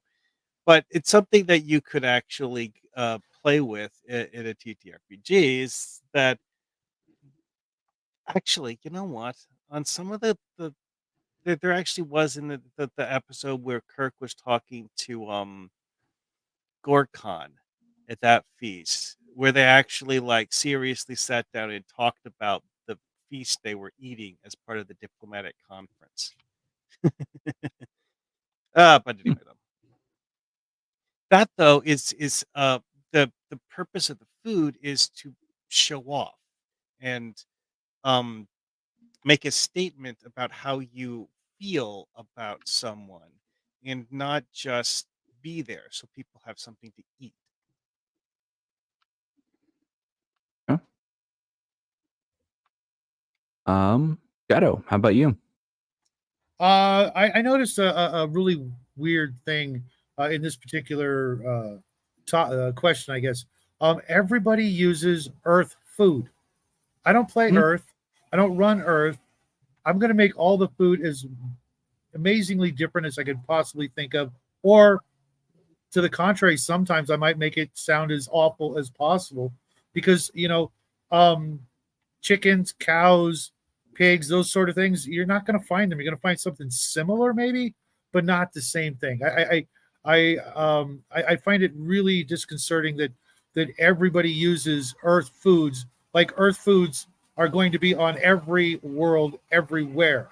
Um, I'll go through the monster manual and look for critters and go, yeah, those are edible. Those are what they're going to eat. Those are, instead of a turkey, it's going to be a parrot, or something like that. In a sci-fi environment, you're never gonna see food that you recognize ever. It's going to be, whether it's astronaut paste, or like Mar was talking about, some diplomatic, session. There's going to be things you're not going to recognize anything. You're just going to have to, you know, grab a fork and dig in and hope you, make your rolls. I suppose it's just Yeah, really weird that. that spread with Gorkon had a roast targ as the centerpiece. Yeah, I just I'm making my own world. Why would I just let, just stick with Earth foods? But it's my world. No, it's not. It's just Earth. If I go to that point, for the most part, Mac, I'm going to have things that are, maybe similar, so that I can say it's pig-like, so that they could get an idea. But it's not going to be, a pig. It's going to be something else. There's going to be. I mean, targs are basically Klingon pigs. It's just that they're like those, like murderous wild hog type things. You mean a Sure. boar? There's all kinds of things, Yeah, in boar. your monster books that you can Still a pig? substitute. Back, I think it was Might and Magic, the very first one that was on the PC and the Sega Genesis. If you went into the taverns or the inns, the menus would be all kinds of really weird sounding things, just to be creative, to add one more layer of your own personality to your world. It's your world. Why drop the ball on that one thing just to make it easy? There are going to be some similar things like milks and butters and cheeses, but they're going to be from different animals, therefore completely different tastes. And let your player's imagination, jump in and fill in the gaps, because that'll work better than anything we can, describe, unless we just fall to the old standbys of, it tastes like chicken. I always, Yeah. people say that about other things. And it always makes me want to point out, what's your point of reference? Boy, this tastes like shit. What would you know? But no, you heard it, guys. He's not doing human food in his campaign unless it's long pick. He'll do long pick.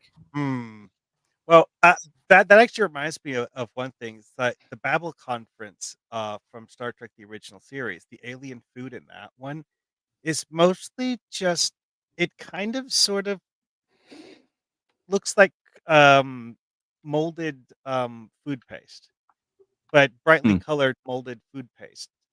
And most of it's shaped into squares. What does it taste like? Who knows? No one talks about that flavor. And that's the other thing is, when I set out to make different holidays, and with their different meanings, like the Festival of the Hunt, it's a lot of beasts, it's a lot of stags, or game that you would actually normally go hunt. That is what is consumed during those events. It could be antelope, it could pretty much any game beast. And for as my other example, the longest night. The longest night is actually a period of fasting. No food is actually partaken in during the longest night, unless it's unleavened bread, or it's trail rations or biscuits, because that's all the heroes had to eat, was trail rations, biscuit, and or nothing, because they gave their food to the townsfolk that they were protecting. So, that tradition, the longest night, typically a period of fasting. Sorry, this chest cold has really got me going. But the role of culinary elements in a celebration can leave a lasting mark or memory for at least the characters, if not necessarily the player. Because the player's going to be like, "Oh yeah, we had that one thing, right?" And he kind of motions to the game master, and the game, "Oh yeah, it was such and such dish that you had. Oh yeah, I want that again."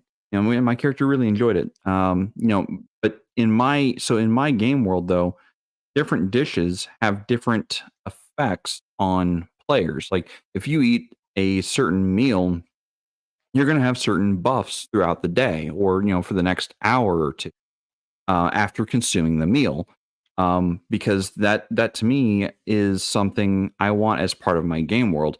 So if you eat high energy food, you're going to be feeling better than if you ate a low energy.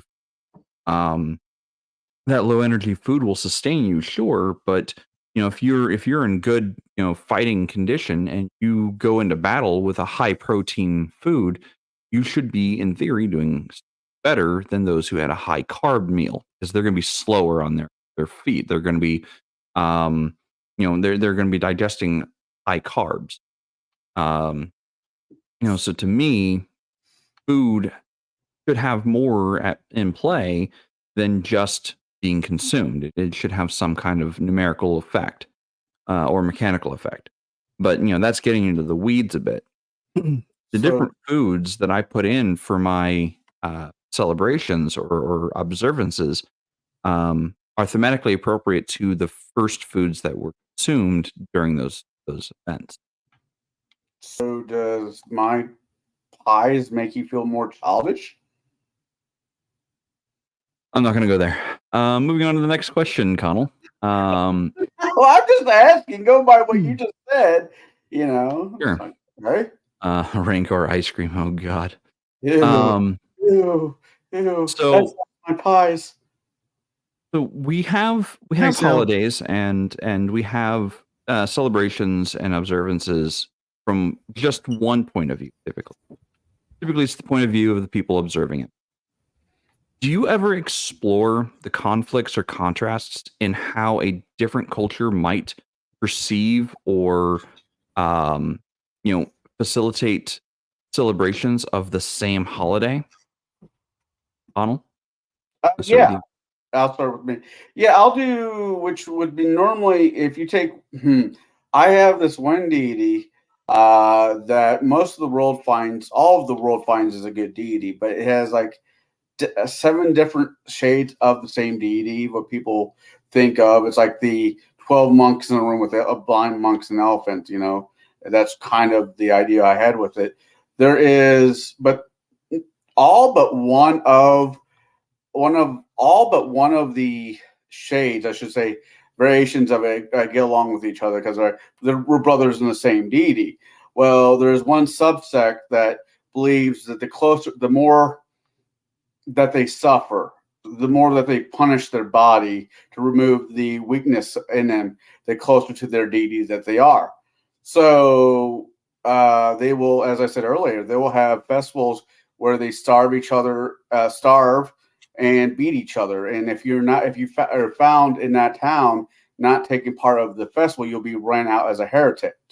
The church will attack you.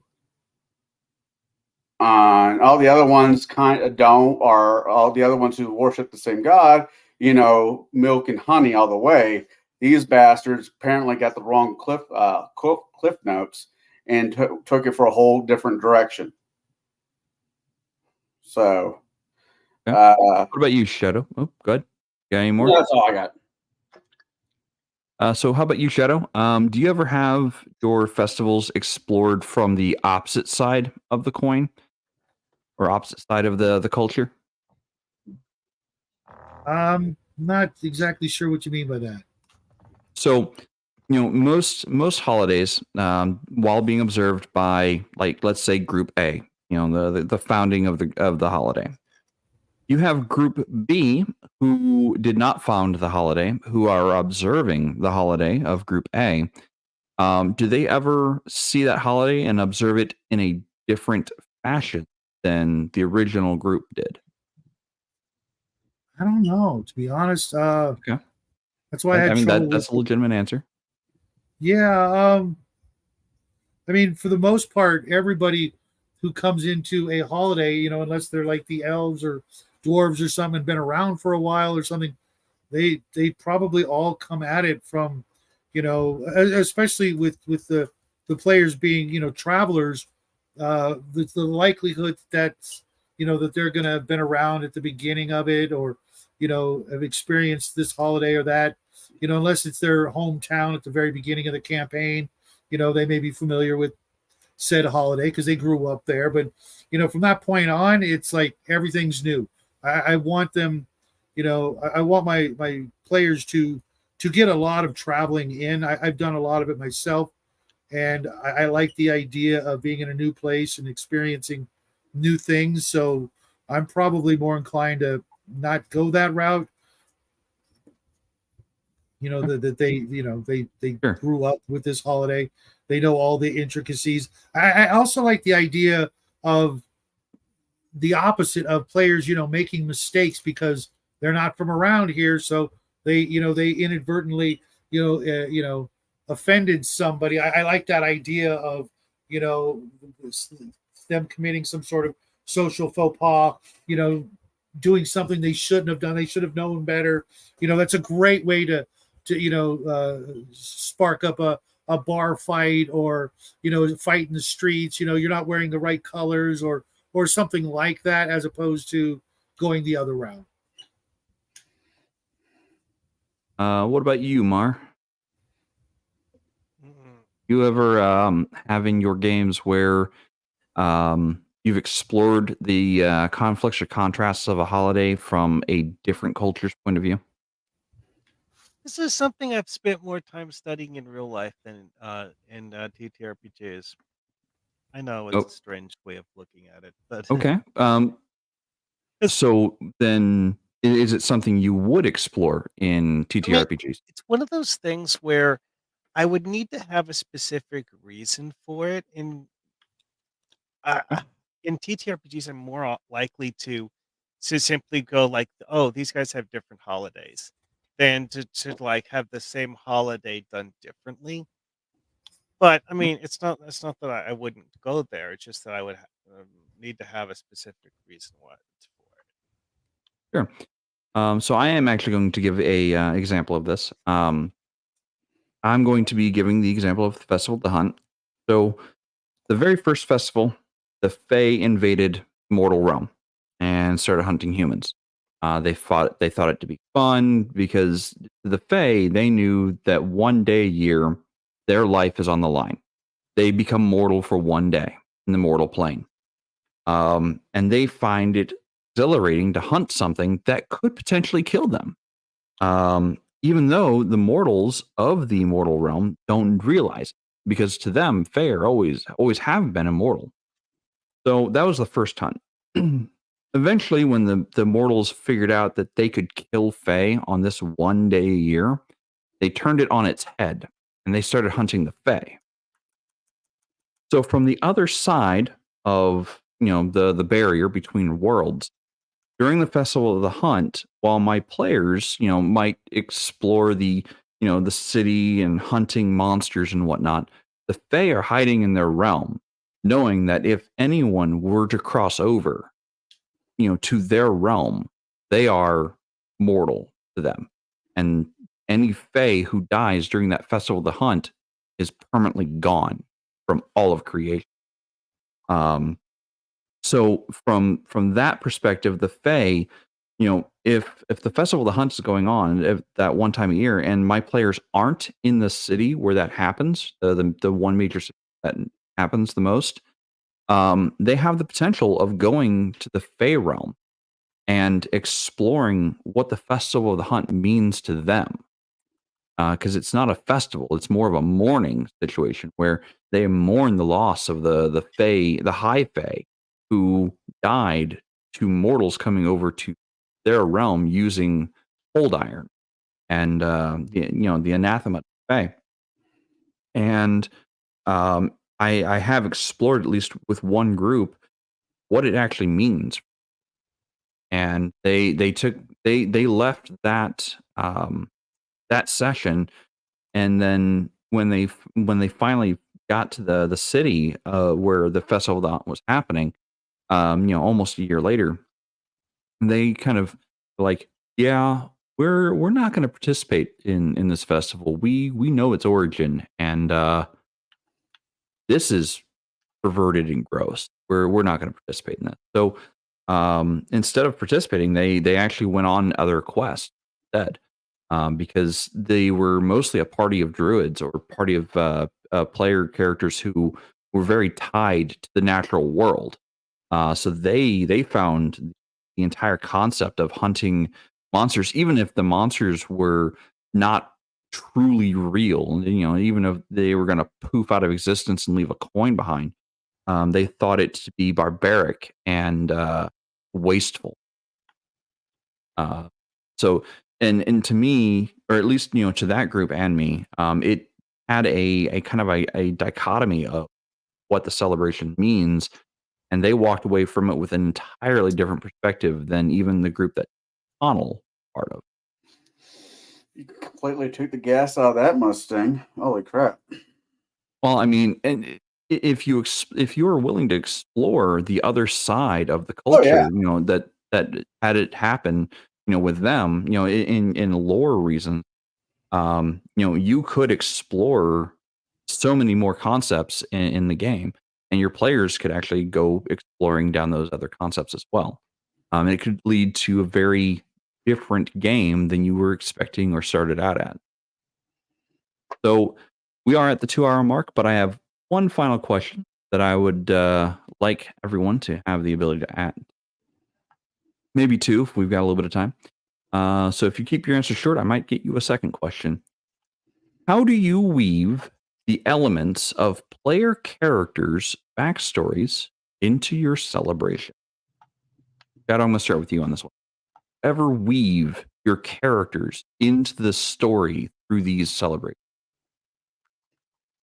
Yeah, I don't think so. I can't think of a single instance of that being a thing. The only time I could think of that I might do that would be if they were maybe part of royalty or something like that, to where it might be kind of a thing that, I could, it's their birthday, that sort of thing, especially, like let's say a first level cavalier is getting ready to go out on adventure, out to, do his thing. I could see it being his birthday right before he goes on said adventure. Otherwise, I really haven't done that. That's something I'll consider in the future, especially since I am going to be running. Sorry, guys, a campaign next year. I'll give it some thought to maybe flesh out somebody's backstory or that sort of thing. But I don't think I've ever done that. Okay.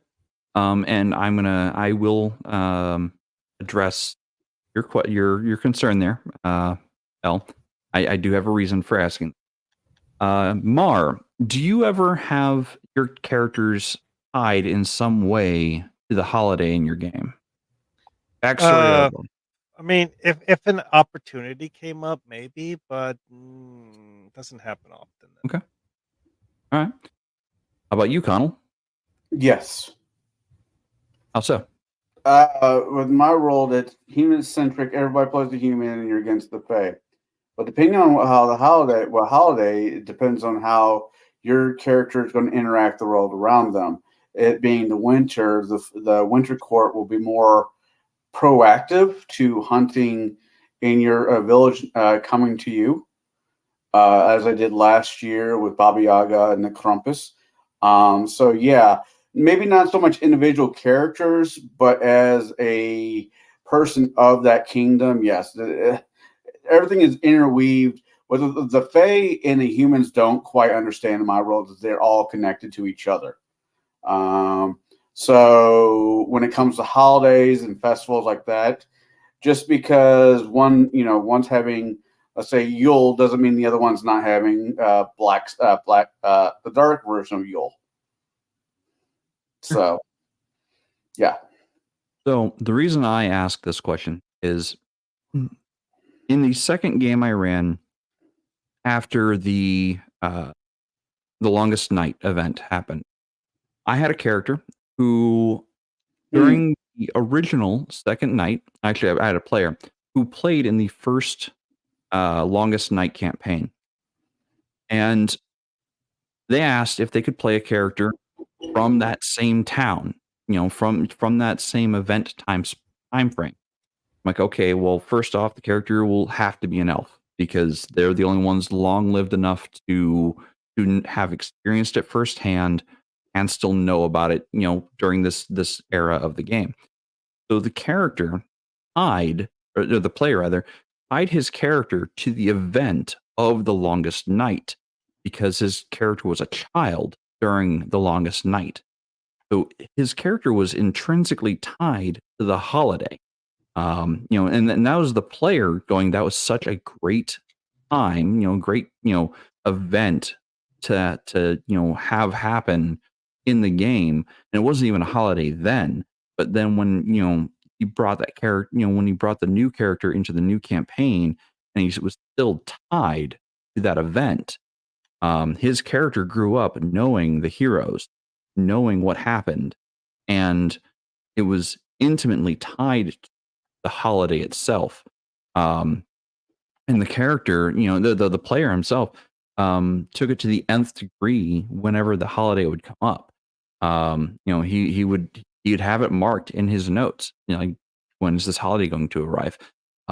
So for him, the holiday was as much as part of his character as it was a part of the world, and it tied him to the world so deeply that the player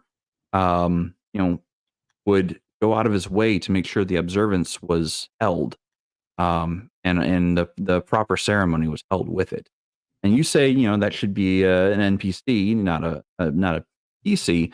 But that was the player coming to me and asking me, if, as the game master, if he could play a character that remembered the actual event.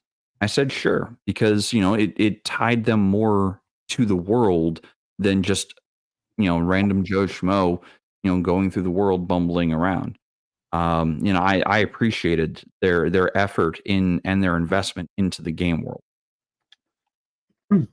And you say it makes one character more important than the others, and it can, but it doesn't have to. Did I enjoy having the player, play that character and have that character in the world to give lore reasons why things were they were, or were the way they were? No, I actually enjoyed having that player play that character, because it took some of the burden off of me to explain things. That character and that player was able to explain things about game lore, and I didn't have to. So, last but not least, this is going to be the absolute final question of the night. What do you plan on doing for your next in-game holiday? Conall. Well, my next in-game holiday is going to be... No, because it's 2 weeks out from Yule is when I started. So I don't know. I might run that one-shotter for my kids, Laszlo and Corbin. And Jones asked me to run something for them for Christmas. So I might introduce them to the wonders of a good slice of pie. Yeah, Shadow, do you have any aspirations to have holidays in your games? Your next game? I think I'm going to do something for their big send-off prior to hopping on board the ship that they'll be spending most of their adventuring days on. Give them one last taste of the mainland before they go. Just not sure what. I'm going to take some ideas from this. And of course, it'll depend on who's in the game. I know Mac is going to be in the game. And so I don't want to say too much just in case he's actually paying attention. But I'm definitely going to possibly borrow some stuff. Probably more likely stuff I heard in the chat, you bastards. But I do like a good holiday, but nothing's engraved in stone yet. How about you? You got something planned for your next game? I will answer after Mar. Mar, how about you? Do you have any aspirations of including holidays in your next TTRPG? Actual current plans? No. It's just not something that's specifically been allocated for at this time. Okay, sure thing. As for me, I'm always going to be using Festival of the Hunt. It's one of my staple ones I go to. But I'm thinking the next campaign I run, I'm going to start with something called Summer Fairy.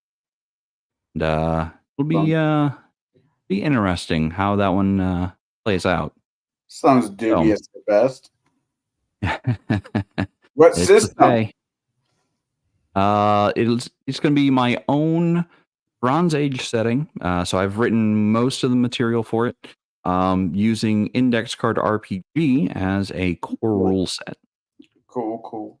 So, anyway, that concludes our evening for the night. I hope you all out there have a wonderful holiday, as you know we are getting close to Christmas or whatever holiday you celebrate. Hanukkah, Ramadan, Kwanzaa, whatever or Yule, whatever holidays you celebrate. I hope you celebrate with those you love and have a great holiday. Have a great one, everyone. And See you guys later. Don't choke on a candy cane. If you enjoyed tonight's content, please make sure to hit that like button. If you haven't already done so, please consider subscribing to this channel and the channels linked in the video description below. If you don't like tonight's content, I won't hold it against you. Hit the dislike button. That's what it's there for. If you're not a member of our Discord, but would like to pose questions to us, you can ask questions in the comment section below. Or you can join our Discord. The link is in the video description, where you can ask us questions and we can turn those questions into a topic. Tonight's topic was actually generated during a live stream session by Scott the GM. And he asked, how do we handle holidays in our team? So thank you, Scott, for offering up the topic. Have a great one. See you next time.